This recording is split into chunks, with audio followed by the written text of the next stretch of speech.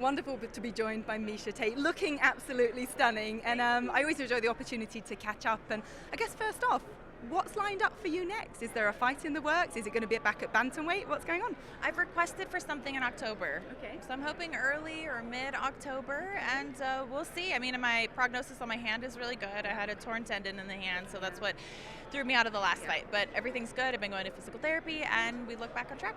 I know how seriously you take all your recovery methods and Yes. the training that you do. It's very admirable. When you say October, though, would you fly as far afield as Abu Dhabi, or would you like something a little bit closer to home? I would prefer something a little closer to home. You know, I kind of like fighting in Vegas. It's easy and, you know, no flights and all that stuff, you know. But I've traveled abroad plenty of times. I can appreciate sometimes getting out of town, too. That there's pros and cons, but Abu Dhabi's, it's a far one. I'd like to visit there maybe someday, but I don't know about wanting to travel that far. To lie on a beach, maybe not to fight over there. There we go, exactly.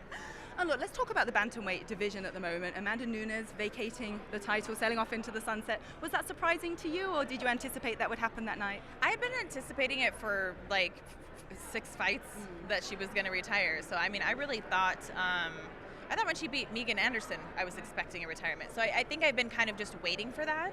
And it wasn't shocking, but I also wasn't holding my breath for it, because I was like, look, she's making money.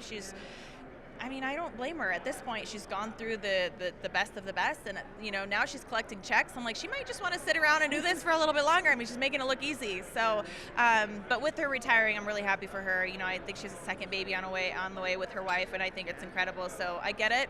She's done all there is to do, and you know, yeah, let her have her first fairy tale ending. Absolutely. Obviously, that leaves the belt vacant, and obviously your friend Juliana Pena will be gunning for that title shot. Do you think that will be against Raquel Pennington? Do you think that's the obvious matchup to make? I mean, Raquel Pennington's the #1 contender there. She's the top of the division, so it makes a lot of sense. Yeah. But I wouldn't be surprised if it was Holly Holm, because they're 2 former champs. And I think that's a great fight. But I think Raquel Pennington's a great fight, too. I just think it's going to be between the 2 of them, so we'll see. Either way, I'm always excited to see Julie fight. You know, she's always bringing the fireworks, so yeah, we'll see. And as for you, what is the goal now? Is it to get back to, you know, obviously former champion yourself, to get back to the title fight? Or is it just to have some really great fights to see out the end of your career?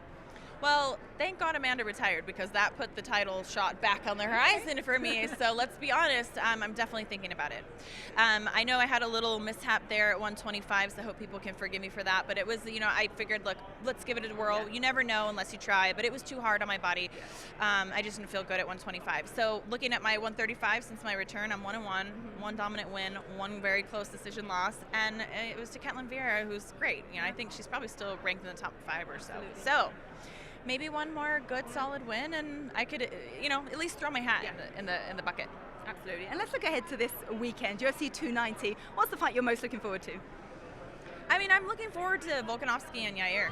I mean, that's going to be fireworks. I think Yair is the most creative, technical, spontaneous, and accurate striker of that division, if not in the entire UFC. I think he's incredible. But you have the durable Volkanovski, who is just a powerhouse, who's really, I think, blown the lid off of people's expectations so many times I'm starting to lose count.